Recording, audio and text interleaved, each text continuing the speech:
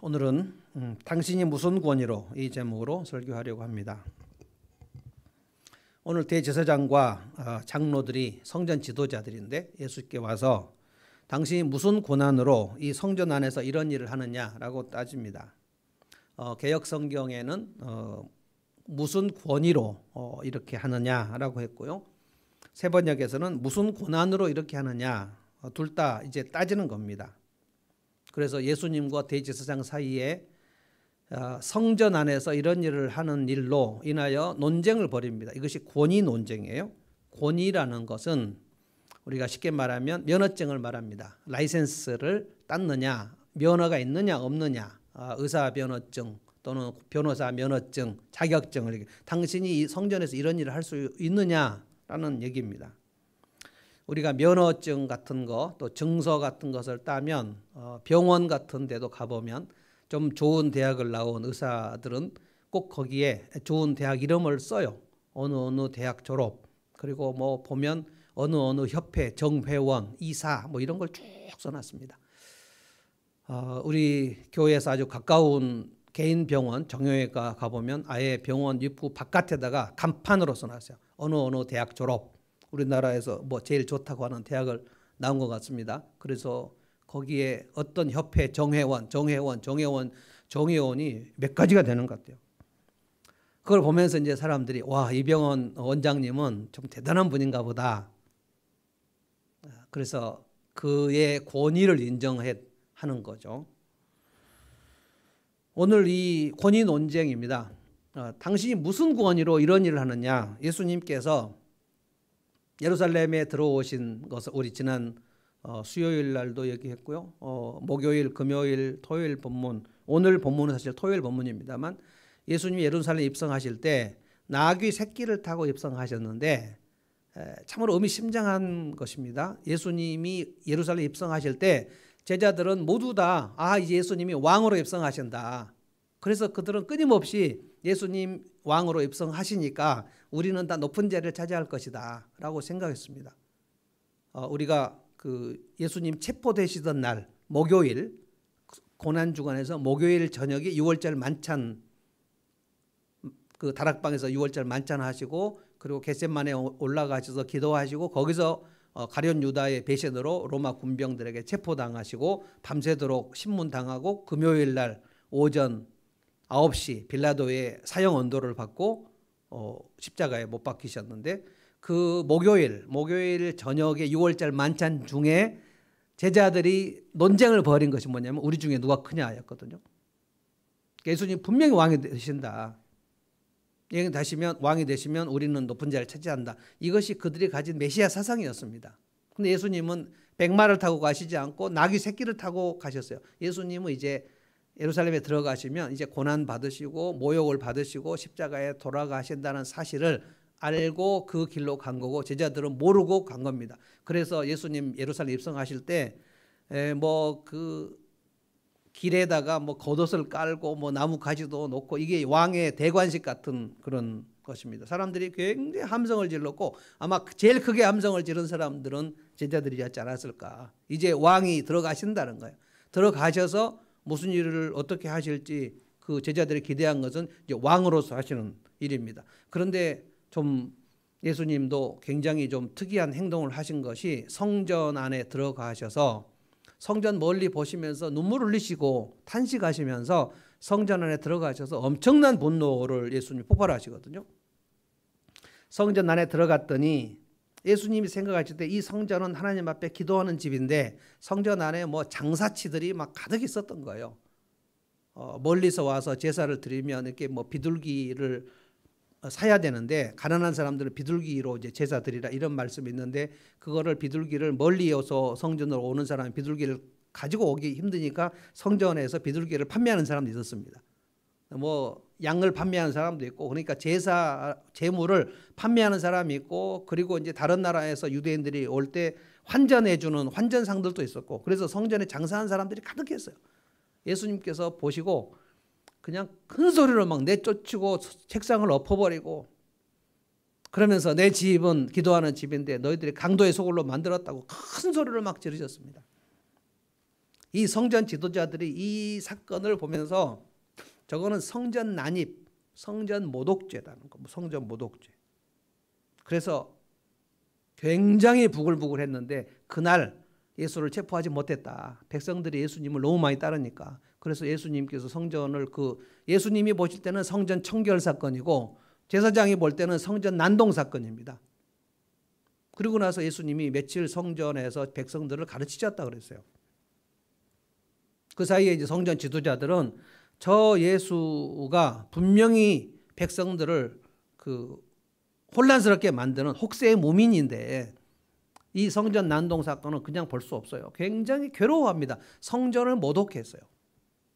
여러분, 법정 모독이라는 게 있습니다. 법정 판사가 재판을 하고 있는데 법원에서 방청객 중 하나가 막 소리를 지르거나 아니면 그 테이블을 엎어버리거나 그러면 법정에서 난동을 부리면 판사가 그 자리에서 그 사람을 법정 구속시키는 권한이 있습니다. 법정 구속. 예수님은 지금 성전에서 난동을 피우신 거예요. 그래서 며칠 동안 고민하고 난 다음에 이 제사장들과 장로들, 바리새인들이 와서 이들이 이제 산헤드린 공회라는 것은 그 당시에 이스라엘의 종교와 그 정치를 다 합쳐놓은 막강한 유일한 권위가 있는 기관이거든요. 와서 얘기한 겁니다. 당신이 무슨 권위로 이 일을 하느냐. 예수님께서 이 권위에 대한 질문을 받으시고 참 기가 막혔던 것 같아요. 그래서 세례 요한 얘기를 합니다. 내가 너희들에게 한번 질문해 보겠다. 세례 요한은 그럼 무슨 권위로 세례를 주고 백성들을 가르쳤다고 생각하냐? 하늘로부터 온 권위이냐? 사람으로부터 온 권위이냐? 그러니까 이제 세례 요한이 헤롯에 의해 죽임을 받았는데 거기에 대해서 세례 요한이 하나님으로부터 선지자다 이렇게 얘기하면 당신들은 왜 믿지 않았느냐라는 질문이 나올 것이 뻔하기 때문에 대답을 하지 않겠다고 했습니다. 우리는 거기에 대답하지 않겠다. 그러니까 예수님이 너희가 대답하지 않으면 나도 무슨 권위로 성전에서 이렇게 했는지를 얘기하지 않겠다. 할 말이 없게 지금 만드신 거예요. 그리고 나서 예수님이 무슨 권위로 이 성전을 청결하게 하셨는지 얘기를 하신 것이 이제 포도원의 비유입니다. 그래서 9절부터 지금 이 말씀 포도원 비유로 이 논쟁에 대한 대답, 내가 무슨 권위로 이 성전에서 이런 일을 했는지, 포도원 주인이 있고 포도원 주인이 포도원을 만들었고 그리고 소작농들에게 세를 줬고 주인 아들 얘기, 주인의 종 얘기, 그 다음에 소작농 얘기, 소작료 얘기, 세를 받으려고 했는데 이 소작농들이 종들에게 소작료를 주지 않고 종들을 때렸다. 그리고 아들을 죽였다. 뭐 이런 얘기를 쭉 하신 겁니다. 그런데 맨 마지막 19절에 보면 제가 읽어보겠습니다. 19절에 이 대제사장이 예수님 무슨 얘기를 하는지를 알아들었어요. 율법학자들과 대제사장들은 예수가 자기네들을 겨냥하여 이 비유를 말씀하신 줄 알았다. 그래서 예수를 체포하려고 했다. 그런데 백성들을 두려워하여 체포하기를 유보했다. 이게 지금 예수님이 체포되시기 며칠 전 사건입니다. 그래서 마침내 가룟 유다를 매수해가지고 예수가 있는 곳을 알려달라 해가지고 겟세마네 동산에서 예수님을 체포하는 데까지 성공을 했습니다. 굉장히 지금 긴장된 시간인데 이 권위 논쟁은 어떤 문제로 귀결되는가 하면 이 성전의 최종적 권위가 누구에게 있는가? 그걸 우리말로 바꿔보면, 우리 삶으로 바꿔보면 내 삶의 최종적 소유권은 누구에게 있는가? 내 삶에 대해서 예수님이 이래라 저래라 하실 수가 있는 것인가? 소유권이 예수님께 있는 것인가? 나는 정말 내 삶의 주인인가? 내 삶에 새들어 사는 세입자인가?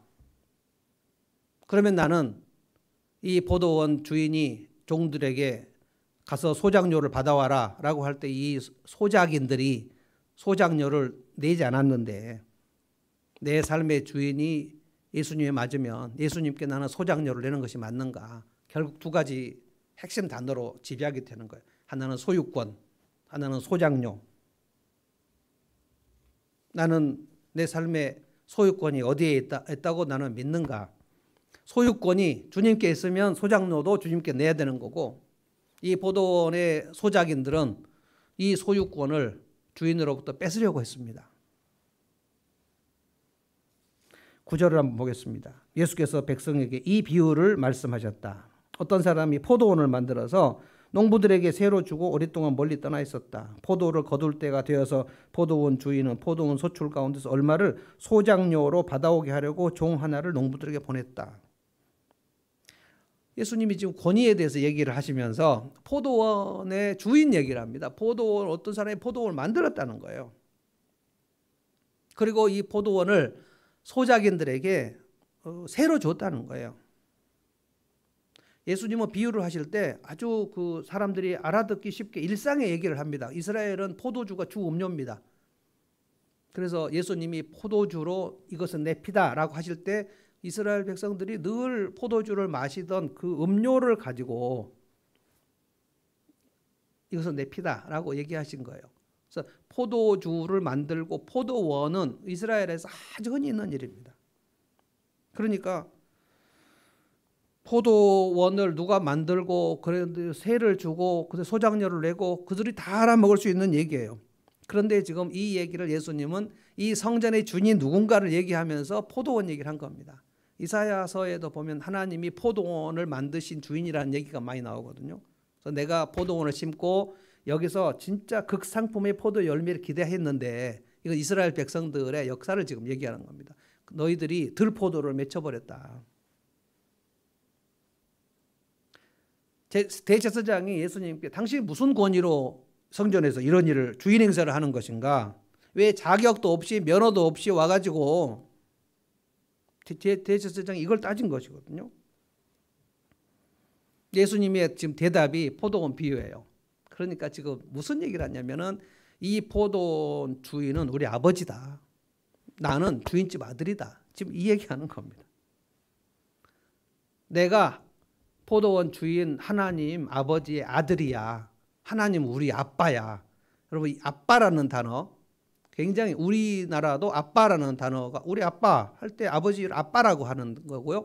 이것이 히브리어도 그렇고 헬라어도 그렇고 아빠 거의 세계 공통어 같습니다. 맘 엄마 하는 거하고 영어로 엄마를 mother라고도 하지만 어린아이들은 mom 그러거든요. mom. 근데 우리나라 어린아이들이 엄마 마 할 때 그 맘자는 전부 엄마를 가리키는 겁니다. 마미 뭐 이것도. 그리고 이제 아빠라는 이거는 아버지. 그러니까 히브리어로 아빠라는 말이 저 하나님이 내 친아빠다 이 말입니다. 그래서 예수님이 내가 저 하나님 아버지의 친아들이다 이것을 얘기했는데 대제사장이 이 얘기를 들을 때 너무너무 괴로워하거든요. 나중에 신문할 때 대제사장이 예수님께 직접 신문합니다. 네가 찬송받을 자의 아들이 맞냐? 네 입으로 얘기해봐라. 그랬을 때 맞다 내가 그다 라고 얘기하니까 대제사장이 자기 옷을 찢어요. 너무 고통스러울 때 이스라엘은 옷을 찢습니다. 하나님께서 이스라엘 백성들에게 그 가나안 땅을 주실 때 여호수아 이후에 가나안 땅 주실 때 12지파에게 다 가나안 땅을 다 분배하시면서 하나님이 여호수아서에서 말씀하신 게 뭡니까? 그러니까 출애굽기부터 쭉 말씀하신 게 이제 가나안 땅이 너희들 들어갈 텐데 그 땅은 내 땅이야. 땅은 내 것이고 내가 너희들에게 준다. 그래서 너희들은 그 땅을 소유권을 주장하면 안 된다. 그 땅을 너희들이 영원토록 팔 수 없다. 그래서 하나님께서 레위기에서 그 땅 안식년 7번이 되면 49년과 50년째 되면 그 땅에 원래 내가 너희들에게 분배했던 그 원주인에게 다 돌려줘야 된다라고 했거든요. 근데 땅은 영영이 내 것이라 그렇게 얘기했어요. 그러니까 하나님이 땅 주인이시고 이스라엘 백성들은 다 소작인들이라는 뜻입니다. 여러분 우리가 집이 없으면 우리가 전세 살지 않습니까? 전세. 그리고 전세할 돈도 없으면 월세 살죠. 전세는 세계에서 우리나라밖에 없는 제도고 다른 나라 사람들은 우리나라 전세 제도를 이해를 못합니다. 대부분 다 월세죠. 월세. 렌트라 그럽니다. 월세. 매달 꼬박꼬박 집 주인에게 돈 내야 되는 거. 이게 세. 그러니까 건물주가 있고 세들어 사는 사람이 있는데 이것을 세를 준다 할 때 세를 주는 사람을 임대했다. 임대인이라 그러고 세 들어온 사람은 임차인이라 그래요. 그래서 법적 용어입니다. 임대인과 임차인. 그러면 임차인은 세를 내야 되죠. 그래서 10절에 예수님 얘기하신 것이에요. 포도원에 수확철이 돼가지고 포도를 생산해내니까 소작인들이 농사를 지었을 거 아닙니까? 그래서 생산을 하니까 포도원 주인이 종들을 보내서 소작료를 거두려고 보냈다. 그런데 10절부터 14절까지 이제 무슨 일이 일어납니까?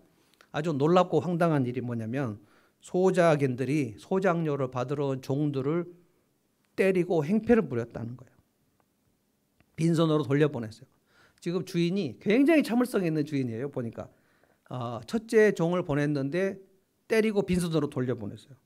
근데 두 번째 또 보냈어요. 때리고 빈손으로 돌려보내요. 세 번째 종도 보냈어요. 세 번째도 모욕을 주고 상처를 줘서 돌려보냈다는 거예요. 그러니까 소작료를 우리 내지 않겠다는 거예요. 자, 이건 지금 소작인들이 무엇을 선언하는 것입니까?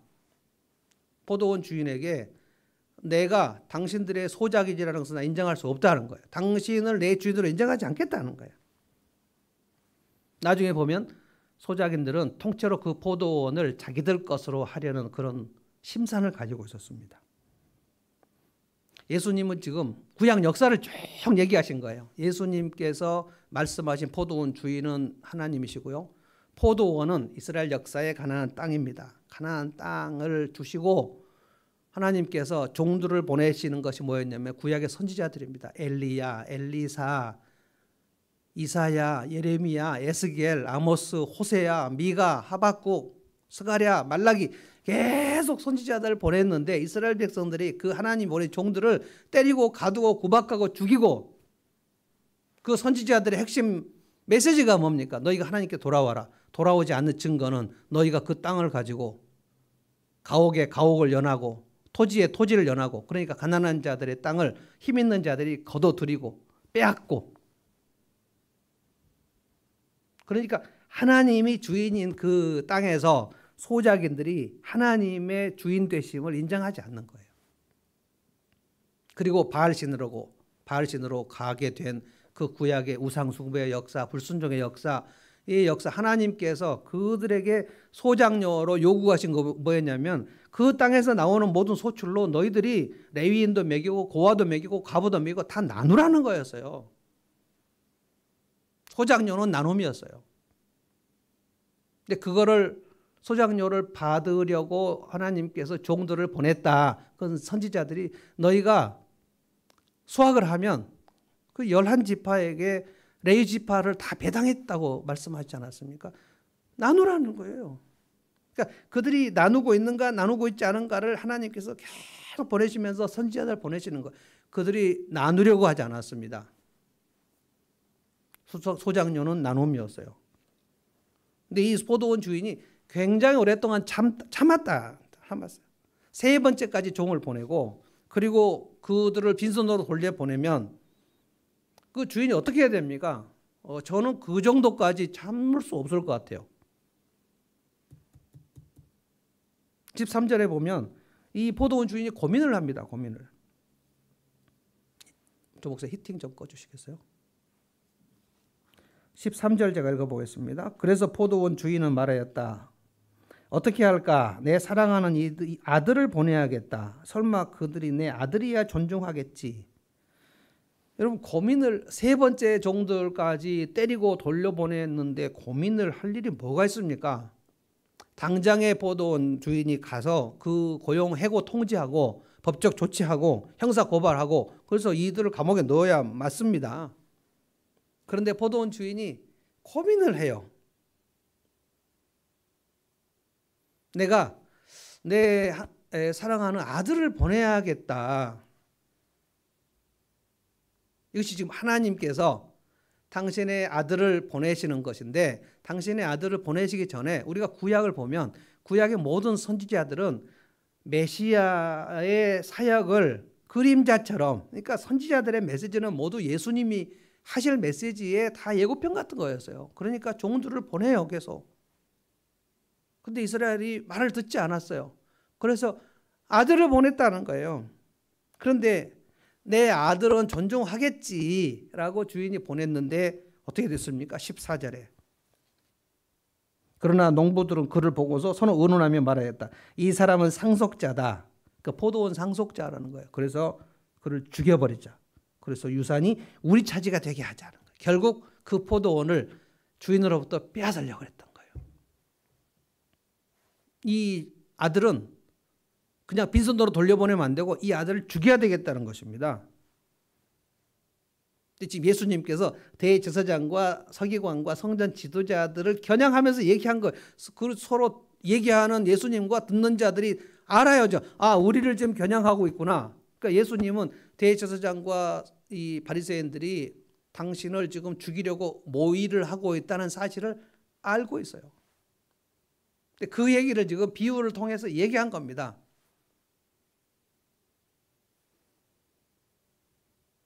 이 소작인들이 주인 아들을 죽였다는 거예요.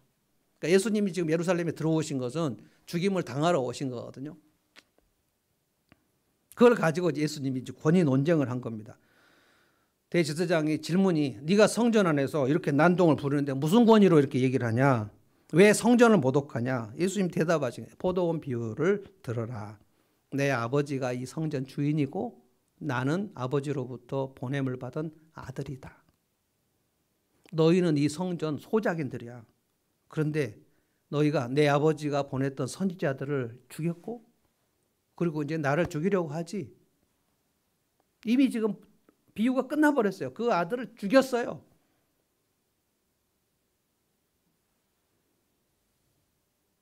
그 아버지의 아들이 내가 직접 왔더니 너희가 지금 나를 죽이려고 하는구나. 정면 충돌입니다. 새 포도주는 낡은 가죽 부대와 정면 충돌한다. 서로 타협이 없어요. 예수를 죽이든지 자기들의 왕으로 모시든지 둘 중 하는 거예요. 이 땅에 있는 모든 사람들은 예수님과 타협할 수 없습니다. 예수님을 내 삶의 주인으로 모시든지 아니면 예수를 없애서 죽이든지 우리의 삶으로 이제 한번 생각을 해보자는 거예요. 이것이 지금 2000년의 성전 논쟁뿐만 아니라 구약 역사뿐만 아니라 오늘 우리들의 얘기입니다. 내 인생의 포도원. 나는 내 인생을 하나님이 만드신 창조주 하나님이 사실을 내가 믿는가? 그래서 제가 여러분에게 사도신경 할 때마다 다시 질문하는 거예요. 하나님께서 온 땅의 창조주이심을 믿는가? 그리고 나를 만드신 분이심을 믿는가? 내 소유, 나의 주권이 하나님께 있는가? 그걸 믿는가? 이게 예수를 믿는 거거든요. 이 포도원은 누구 건가? 이것은 내 인생의 포도원, 이건 내 하나님 아버지 것이다. 주권이죠, 주권. 내가 지금 받은 삶은 이스라엘 백성들이 받은 땅과 똑같습니다. 가나안 땅, 그리고 내 삶, 이것을 기업이라고 합니다. 기업. 이스라엘 백성들은 끊임없이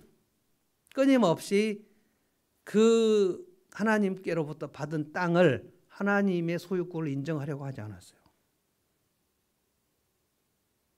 그런데 이것은 우리가 창세기 1장, 2장, 3장 보면 맨 먼저 아담과 하와가 했던 짓입니다.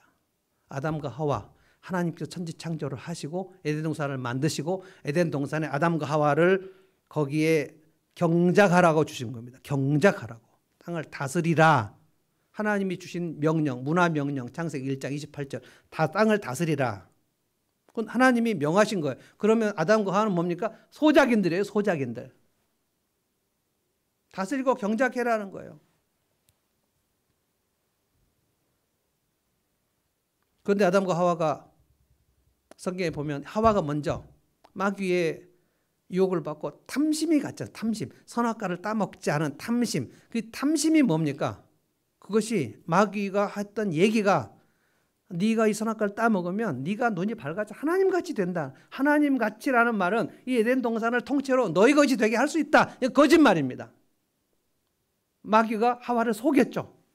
그 진리가 아니에요. 이 진리가 아닌 말에 하와가 마음을 빼앗깁니다.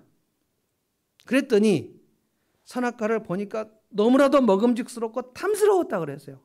마귀가 와서 그 하와의 마음을 빼앗기 전에 하와가 늘 에덴 동산을 보면서 선악과를 볼 때 따먹고 싶은 탐심이 나지 않았어요. 아, 이것은 하나님께서 우리에게 지금 주신 경작하라고 주신 동산이야. 잘 다스려야지 라고 생각하고 있었어요. 탐심이 들어와요. 그 죄의 핵심은 탐심입니다. 탐심이 뭐냐면 남의 것을 내 것으로 갖고 싶은 거예요. 우리에게 이 탐심이 뭡니까? 하나님께서 내게 맡기신 것을, 이게 청직이라고 하는 거 아닙니까? 하나님이 내게 맡기신 것을 자꾸만 내 것으로 하고 싶은 생각, 이 혼돈과 욕심이 막 공존하면서 이건 과연 포도원이 과연 하나님의 것인가? 아니, 내 거 아닌가? 자꾸만 이 포도원을 내 것으로 하고 싶은 생각이 드는 거예요. 이건 아담과 하와가 에덴 동산을 가졌던 그 생각이 그대로 들어오는 거예요. 죄가 한 사람으로 인해 말미암아 들어왔다 그랬죠. 그 맨 처음에 그 포도원, 에덴 동산이라는 포도원을 내 것으로 만들려고 했던 사람이 아담, 하와. 그래서 우리는 그 생각을 끊임없이 이건 내 거야, 하나님의 것이라고 내가 하기에 너무 억울한 거예요. 내 인생을 내 마음대로 좀 하고 싶단 말이에요. 내 물질을 내 마음대로 하고 싶단 말이에요. 특히 부모가 되면 내가 자식을 낳았을 때 이 자식을 얼마나 내 자식을 내 마음대로 하고 싶은지, 내가 그동안 하지 못했던 한을 얼마나 내 자녀에게 이거를 풀어내고 싶은지, 내 거라는 거예요. 내 거. 내 욕심대로. 이건 내 사업이라는 거예요. 내 사업. 이건 내 직장이라는 거예요. 이건 내 건강이라는 거예요. 이건 내 시간이라는 거예요. 하나님의 소유권을 인정하고 싶지 않다는 거예요. 왜 하나님, 왜 예수님 당신이 자꾸 내 삶에 들어와서 자꾸 이래라 저래라 하냐는 거예요.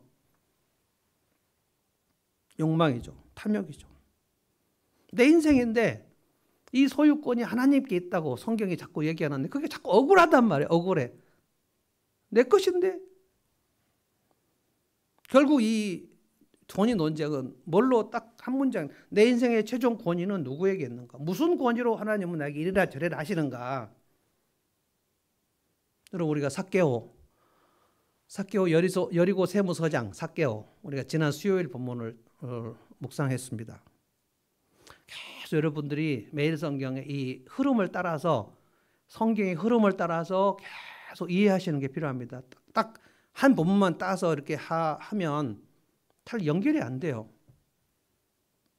여러분, 삭개오가 예수 믿은 장면하고 그 전에 부자 청년, 예수 믿으려고 했지만, 그가 영생에 대해서 관심을 가졌지만, 그때 그 예수님 부자 청년에게 뭐라고 얘기했습니까? 네가 한 가지 부족한 게 있다. 네 물질을 그거 다 팔아서 가난한 사람 주고 나를 따라오라.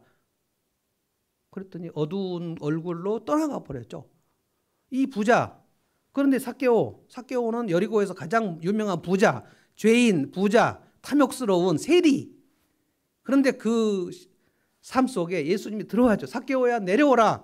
이름을 불러주시고 그 마음 속에 자기 키도 작고 막 열등감 때문에 성공해보자 하는 그 성공 중독이죠.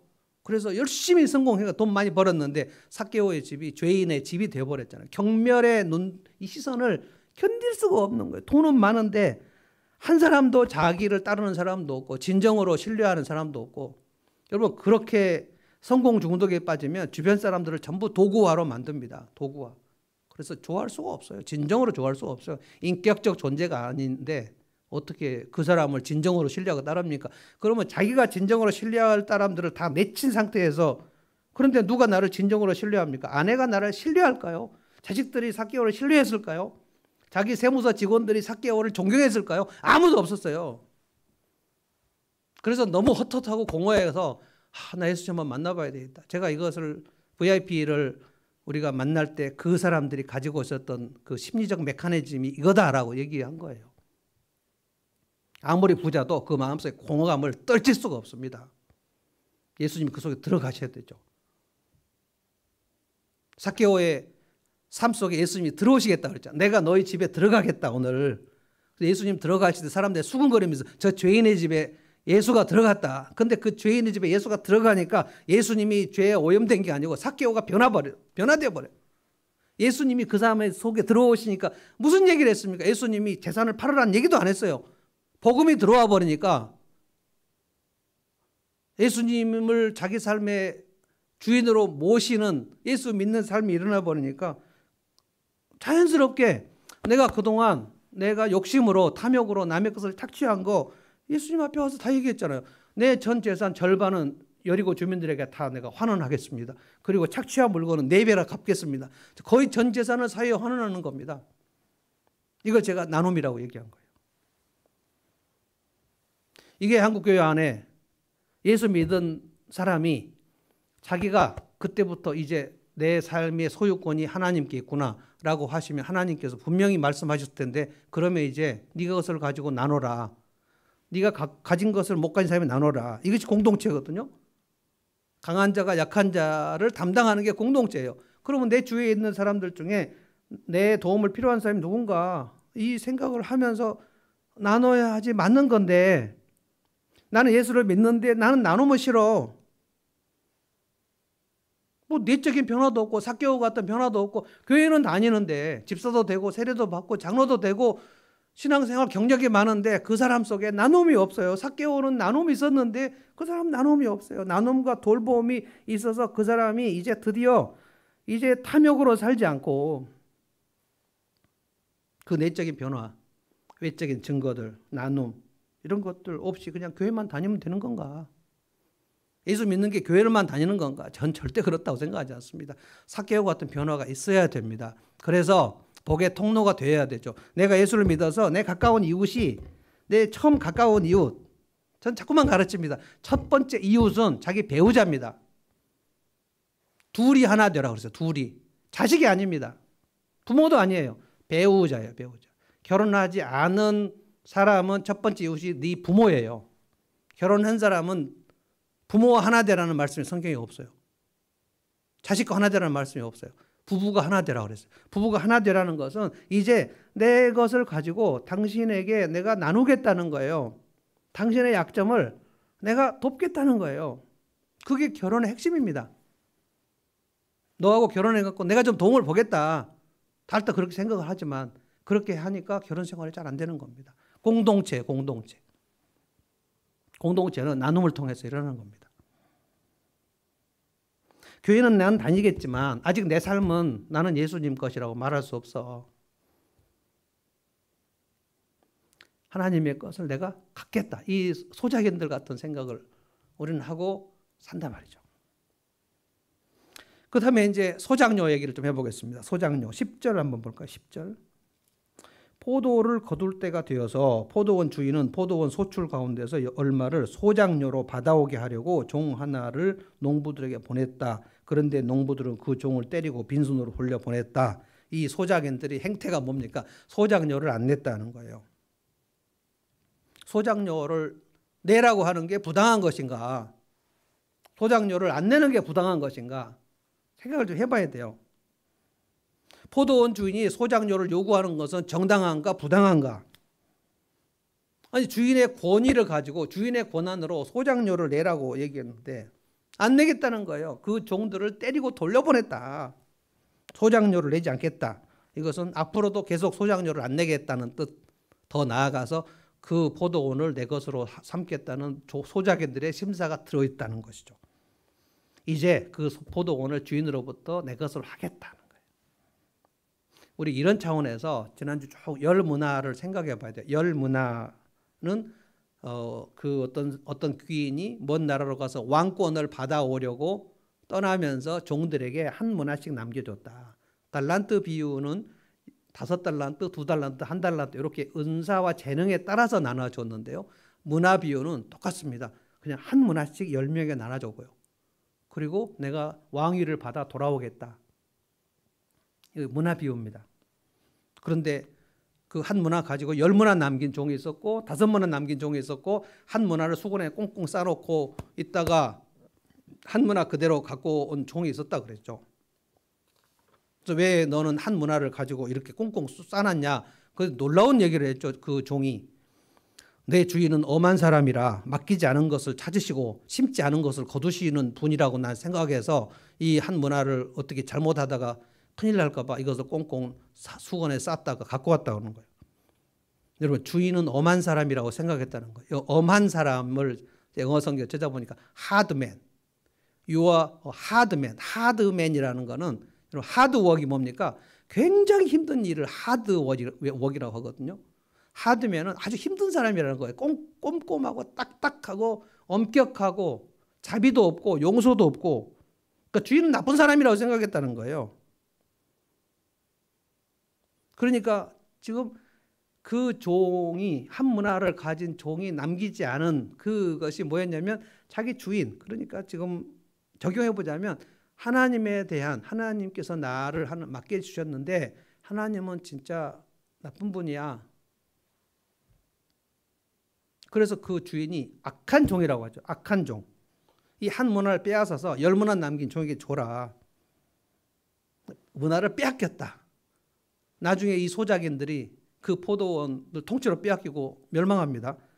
자, 그런데 잘 보십시오. 이 문화 비유가 언제 나왔는가를 잘 보시면 삭개오가 회개하고 여리고 주민들에게 다 자기 재산을 그동안 탐욕스럽게 얻었던 걸 다 나눈 그 다음에 예수님께서 삭개오를 보시고 이 비유로 덧붙여서 말씀하셨다고 그랬어요. 삭개오의 회개와 나눔을 보시고 이런 것이 바로 예수 믿는 것이다. 이 나눔은 소작료라고 얘기했잖아요. 그 소작료. 내 삶이 하나님의 소유라고 생각한 사람은 하나님이 명하시는 소작료를 내는 게 맞는데 삭개오는 지금 그렇게 했다. 이 한 문화 남긴 이 종은, 갖고 온 종은 남기지 않았다. 그러니까 남기지 않았다는 게 뭡니까? 나눔이 없었다는 거예요. 이 포도원 주인이 종들을 보내서 소작인들에게 요구하는 게 소작료였어요. 소작료가 나눔이었어요. 여러분, 탐욕으로 사는 사람은 나눔이 없습니다. 탐욕과 나눔은 상극입니다. 우리나라가 옛 속담에 콩 한 쪽도 나눠 먹는 민족이에요. 백이 민족이고 진짜 우리는 좀 살기 좋은 민족이에요. 서로 사랑했어요. 공동체가 있었고요. 두레라는 것도 있었고요. 그래서 서로 이거를 서로 남의 일을 해주고 내 일도 해주고, 그래서 굉장히 좋은 전통들이 있었어요. 사실 지금 우리나라가 굉장히 좀 사회가 안 좋아졌지만 그래도 전 세계 사람들이 대한민국에 와서 한 달 정도 살아보면 가장 놀라운 것이 뭐냐면 이 나라는 치안이 정말 좋다는 거예요. 치안이. 경찰들이 일을 잘한다 이런 뜻이 아니고 우리 한국인들이 남의 것을 도둑질 안 한다는 거예요. 지하철 위에서 그 위에다가 물건 놓고 자는 사람들을 외국인들 이해를 못 합니다. 그리고 카페에서 핸드폰을 놔두고 화장실 갔다 오는데 그냥 우리 핸드폰 놔두고 갔다 오거든요. 요즘에 조금 불안하긴 해요. 그래서 핸드폰을 갖고 갈까? 이런 생각이 좀 듭니다. 약간 불안하긴 한데 그래도 아직도 가방 같은 거 뭐 다 들고 화장실 가는 사람 없습니다. 근데 뭐 미국, 이탈리아, 영국, 동남아시아 가방 놔두고 카페 갔다 오면 그냥 가방 없어집니다. 그리고 외국인들이 좀 살아보면 제일 놀라는 게 택배 문 앞에 놓고 가는 거 진짜 기겁을 합니다. 아니 아무도 없어. 우리 택배 띵동 누르고 택배를 놓고 가잖아요. 그런데 우리가 바빠서 그 집에 없을 때는 저녁에 들어가 보면 그 택배가 있어요. 외국인들이 이거 상상을 할 수 없습니다. 아니 빈집에다가 택배를 놓고 그냥 간다? 그러니까 우리에게는 무슨 생각이 있습니까? 아무도 안 가져간다. 이 생각이 있는 거예요. 외국인들이 상상할 수 없다는 거예요. 아직도 우리나라는 좀 살기 좋다. 예전에는 더 살기 좋았다. 근데 아주 간단했지만 콩 한 쪽도 나눠 먹는다는 속담이 한두 사람이 나눠 먹어가지고 그런 속담이 안 생기거든요. 우리는 원래 나누고 살았어요. 근데 지금 신자유주의가 들어오고 자본주의가 들어오고 그래서 아주 막 삼만몰 시대가 되면서 양극화가 일어나면서 이제 부자는 점점 부자가 되고 가난한 사람은 점점 평생 가난하게 되는 이 양극화가 나눠지는 이런 엄청난 지금 흐름이 왔는데 교회는 이 세대 여번을 따르지 않고 나눔이 계속 확장이 되면 이 엄청난 양극화 시대에 교회가 진짜로 삭개오처럼 살면 그러면 복음은 정말로 우리나라는 복음이 확장될 수 있는 그런 천혜의 그 요충지 같은 거였어요. 그런데 우리가 이 세대 여번을 따라가지고 교회도 양극화로 가버렸죠.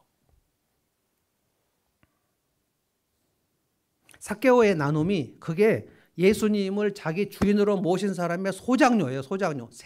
세를 내는 거란 말이에요. 오늘 내가 내 삶의 포도원, 이 소유권이 주님께 있다고 확실히 믿는다면, 인정한다면 주님께 소장료를 드리는 것이 맞겠죠. 그 소장료 나눔이에요. 여러분이 헌금을 하는 것도 나눔입니다. 11조를 하는 것도 나눔입니다. 그 구약의 이스라엘 백성들 12지파가 11조를 해서 레위인들이 먹고 살았고 고아 과부들이 먹고 살았고, 그들이 추수를 해서 수확을 하면 6월절이나 무교절이나 칠칠절이나 수장절이나 이런 모든 절기 때 그 고아 과부 나그네 객 그 종들이 풍성하게 먹고 나누고, 이렇게 하면 하나님께서 엄청난 복을 주시겠다 약속하신 거거든요.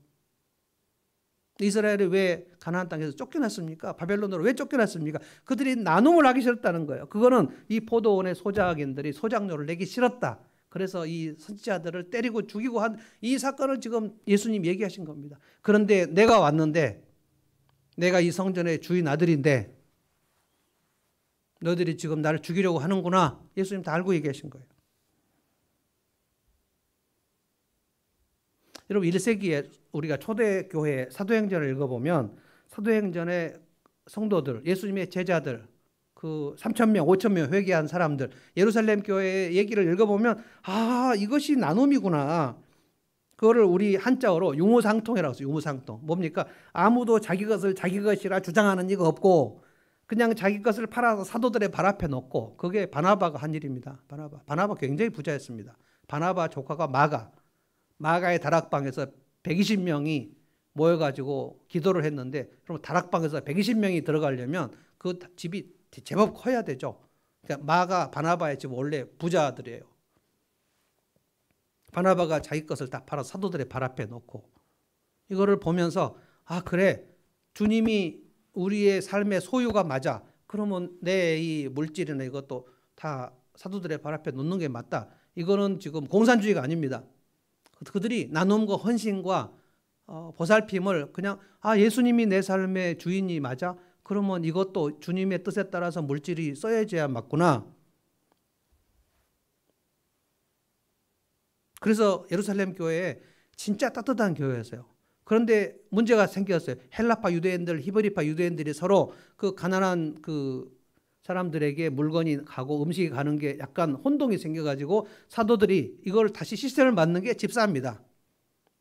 이 나눔과 돌봄을 더 잘하도록 하기 위해서 집사의 제도. 그래서 집사라는 것은 디아코노스가 뭐냐면은 그 먹을 것 갖다 주는, 테이블에 손님들에게 음식을 배설, 이렇게 음식을 놓고 서빙하는 그것이 디아코노스예요. 디아코니아, 이건 나눔이라는 뜻입니다. 그래서 우리 집사를 뽑을 때 집사는 리더라는 뜻이 아닙니다. 집사는 우리 교회의 살림을 맡아서 이 공동체가 돌아가도록 일하는 사람들입니다. 근데 집사의 은사와 장로의 은사는 은사 자체가 달라요. 초대교회는 따뜻한 교회였어요. 그래서 이것을 보고 너희가 서로 사랑하는 모습을 보고 사람들이 너희가 내 제자인 줄 알 것이다. 그래서 초대교회 성도들이 예루살렘 교회가 서로 사랑하는 모습을 보면서 예루살렘 주민들이 그것을 보면서 참 멋있다 생각했다는 거예요. 그래서 주께서 구원받는 사람을 날마다 더하게 하셨다는 거예요. 여러분 이 원리를 대한민국 교회가 지금 다 채택해서 하고 있을까요? 우리가 오늘 생각해 보십시다. 지금 이 포도원 소작료 내야 되는 소작인들이 집 주인 아들에게 너 왜 왔어? 하고 때려 죽였다. 예수님이 지금 성전에 들어오셔가지고 성전에서 장사하는 사람들을 다 쫓아내시니까 성전 지도자인 대제사장이 예수님께 와서 따지면서 얘기하는 겁니다. 당신이 왜 이 성전에 와서 면허도 없는 주제에 행패를 부리는 거야. 내가 성전의 최종 책임자야. 예수님이 너 성전 책임자 아닐걸? 너 소작인일걸? 너 새들어 사는 주제에 소작료도 안 내고 지금 주인 아들한테 무슨 행패냐? 서로 행패라는 거예요. 여러분 월세 살면서, 제가 지금 LH 월세 사는 사람이고 우리 혜진이도 월세 사는데, 월세를 내면서요, 월세 사면 월세 내야 되는 것이 정당한 거예요? 부당한 거예요? 월세를 안 내니까 집주인이 와서 혜진이한테 야, 왜 월세를 안 내냐? 그러면 혜진이가 집주인한테 당신이 무슨 권위로 나한테 월세를 요구하는 거요? 라고 얘기하면 미친 거 아닙니까? 뭐 혜진이가 그럴 리가 없지만 무슨 자격으로 월세를 요구하세요? 이렇게 얘기하면 그 주인이 당장에 법정에다 고발할 거예요.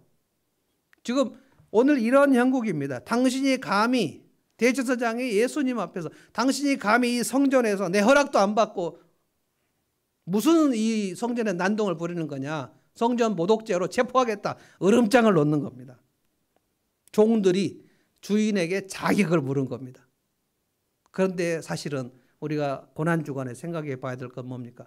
이 인간들에게 하나님의 아들인 창조주 하나님이신 그분이 요한복음 1장에 예수님은 참 하나님이셨다. 하나님과 함께 계셨고 그분이 곧 하나님이시다. 성부, 성자, 성령 하나님이시잖아요. 하나님이 사람으로 오셨는데 그 창조주 하나님을 향하여 빌라도가 신문하고 헤롯이 신문하고 그리고 로마 군병들이 때리고 희롱하고 옷 벗기고 침 뱉고 그 하나님이 그냥 견디실 겁니다. 왜 그랬죠? 우리의 죄값을 담당하시려고. 그가 찔림은 우리의 죄악을 내남이고 그가 모욕을 당하면 우리를 치료하시려고 그랬다. 우리 삶으로 들어와서 오늘 생각해 봐야 돼요. 두 가지 질문을 해봐야 돼요. 예수 그리스도 이분은 과연 내 인생의 소유주가 맞는 것인가? 이것이 바로 주님이라는 뜻입니다. 우리가 로드라고 할 때는 로드, 헬라어로 큐리오스라고 합니다. 큐리오스, 로드, 오 주님. 예수님은 우리에게 두 가지의 자격을 갖고 계세요. 구주가 되시고요. 구주라는 것은 나를 구원하셨다. Savior, my Savior, 구세주. 세상을 구원하셨다는 뜻이고 그 다음에 구세주만 되신 게 아니고 그 다음에 내 일상의 삶의 영역에서 나의 주인 노릇을 하기를 원하세요. 나에게 요구하십니다. 내가 너희 주인이야. Lord. 근데 우리가 에덴 동산에서 아담과 하와의 피를 이어받아가지고 당신이 왜 내 주인이야? 내가 내 주인이지. 내 살림, 내 집, 내 라이프, 내 자녀들, 내 건강, 내 에너지, 내 시간, 내 거예요. 주님께서 아닐걸? 내가 너에게 새로 준 거 맞을걸? 너 소작인일걸? 우리가 생각을 해봐야 돼요. 예수를 믿는다는 게 예수님이 나의 구세주이시면서 나의 주님이라고 내 삶의 영역 중심에 들어오셔서 나에게 이래라 저래라 하실 수 있다고 믿는 것이 예수를 믿는 것입니다. 난 예수 믿겠지만 당신이 내 시간이나 내 물질이나 내 자식이나 내 건강은 건드릴 수 없어. 이건 내 거야. 이게 에덴 동산에서 아담과 하와가 선악과를 따먹은 그 죄입니다. 예수님은 나의 삶의 주인 맞나? 그러면 거기 예스가 나온다면 그 다음 질문에 그럼 나는 소유주가 요구하는 소장료 내는 것이 맞나? 집주인이 전세나 월세를 주면 집주인이 임대인이에요. 임대인. 세 들어 사람은 임차인이에요. 임차인은 임대인에게 세를 내는 게 맞습니다. 그 주님께서 너 그거 네가 가진 거 나눠라. 그리고 네가 나누면 내가 더 나눌 수 있게 해주겠다. 이스라엘 백성들이 그거 하지 않았습니다. 나누고 싶지 않았다. 남의 것을 더 내가 빼앗고 싶었다는 거. 삭개오처럼 삭개오 전체의 그 인생의 예수님 만나기 전의 모습과 예수님 만나 이후의 모습은 탐욕과 나눔으로 대비가 됩니다. 구약 이스라엘 백성들 탐욕으로 살았습니다. 나누지 않았습니다. 그래서 망했습니다.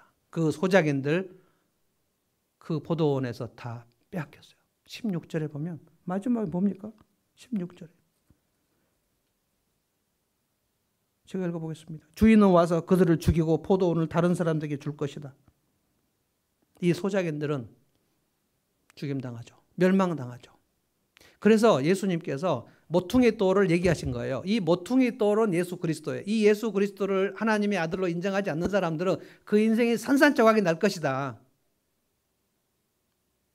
예수 그리스도를 자기 삶의 주인으로 모시지 않는 사람, 그게 지금 하나님을 믿지 않고 예수 믿지 않는 사람입니다. 그가 만약에 참으로 착하게 살고 많은 사람을 돕고 산다 할지라도 주인이 누군가에 대한 그 권위 논쟁에서 내가 주인이라고 생각하는 거죠.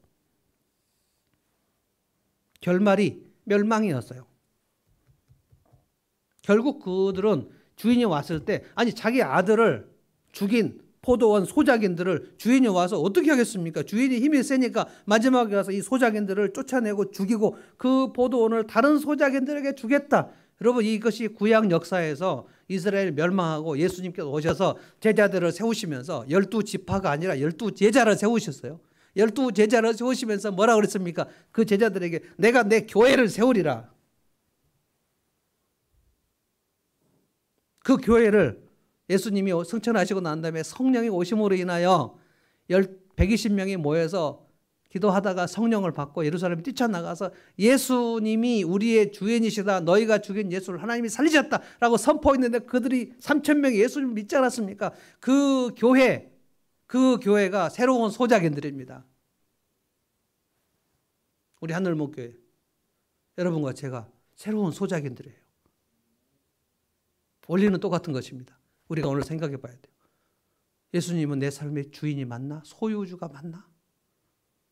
내 지갑, 내 통장, 내 자식, 내 에너지, 그리고 내가 지금 하고 있는 모든 사업, 이거 다 예수님이 소유주가 맞나?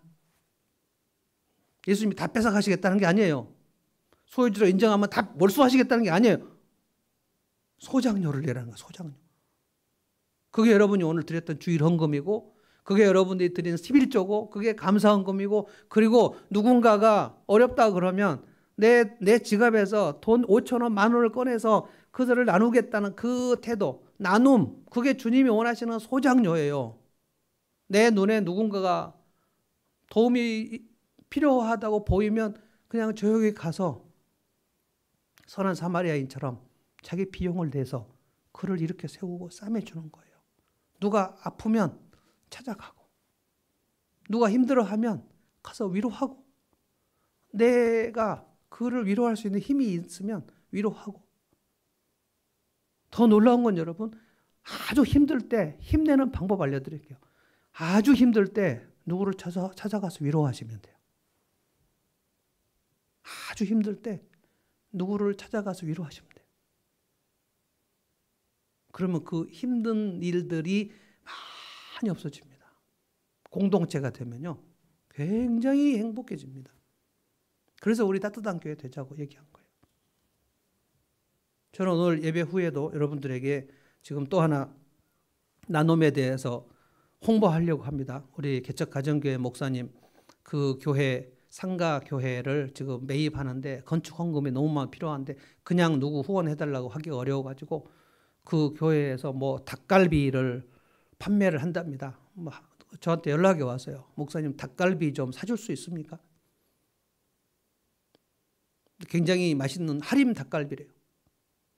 근데 그거를 이제 사 먹으면, 그걸 구입하면 그 교회 건축을 하는데, 건축이 아니고 이제 상가를 사는 거예요. 너무 월세가 비싸니까 우리가 한번 사볼까? 엄청난 그 일들을 시작했는데 될까 안 될까 모르겠어요. 근데 그거를 하기 위해서 닭갈비 바자회를 하겠다는 거예요. 일단 제가 한번 사서 먹어보고, 그리고 여러분들에게 맛있다. 예전에 우리 전라남도 완도에 그 차가 부서져가지고 우리 정보영 목사님 헌금도 하고, 우리는 제법 따뜻한 교회로 좀 가고 있습니다. 이 코로나 시대에 어떻게 나눌까를 계속 생각해 봐야 됩니다. 이것이 소장료예요, 소장료. 많은 사람들이 요즘에, 크리스찬이 아닌 사람들도 요즘에 미니멀 라이프라는 것을 합니다. 내게 있는 거, 너무 쓰지도 않는 것을 많이 이렇게 막 사서 막 그 구두도 너무 많고 가방도 너무 많고 옷도 너무 많고 이거 어떻게 처치곤란한 그것을 2010년부터인가요?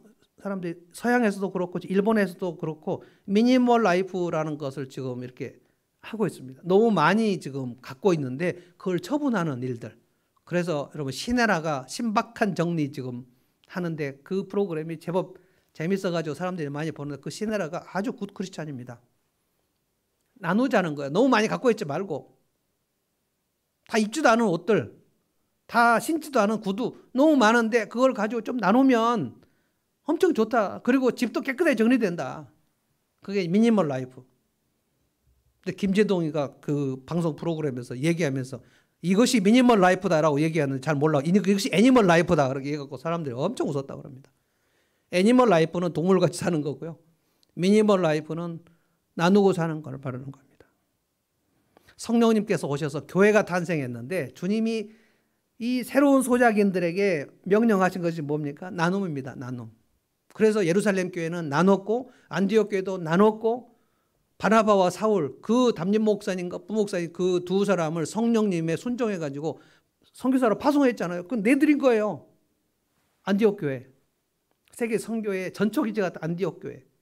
이 교회들이 나눔의 교회들, 나눔의 교회예요. 그래서 1세기부터 4세기까지는 끊임없이 나눠요. 뭘 나눠요? 주님이 내게 주신 것을 은혜를 나눠요. 그래서 우리 목장에서 나눠요. 감사한 일을 나누고 힘든 일을 나누고 기도 제목을 나누고 그걸 가지고 같이 기도하고 그리고 누가 어렵다 그러면 진짜 힘들겠다라고 한마디를 나누고 여러분 카톡방에서 누가 힘들다 그러면 꼭 참여하십시오. 그게 나눔입니다. 한마디 하는 게 아멘 힘드시겠습니다. 제가 기도하겠습니다. 이거 한마디가 아무 일도 아닌 것이 아닙니다. 그걸 하면 힘을 얻는 거고요. 그걸 안 하면 혼자 있는 거예요. 어떤 일을 가지고 단톡방에 누군가가 올릴 때 이건 내 일이 아니구나. 이것은 나눔이 아닙니다. 주님이 해도 되고 안 해도 되는 거라고 말씀하신 게 아니에요. 소작료는 내야 되는 거예요. 그런데 내면 주님께서 또 복을 주신다 그랬어요. 오늘 당신이 무슨 권위로 이 말씀 가지고 여러분들에게 말씀을 드렸는데 결국은 예수님 당신이 무슨 권위로 나에게 이래라 저래라 하는가? 내 것은 내가 알아서 하겠다. 아닙니다. 우리가 예수를 믿는다면 예수님은 우리에게 이래라 저래라 하실 권세가 있어요. 그 말씀에 순종해서 소작료 내시면 주님께서 여러분의 인생을 책임지시고 돌보실 거라고 저는 믿습니다. 찬송하겠습니다.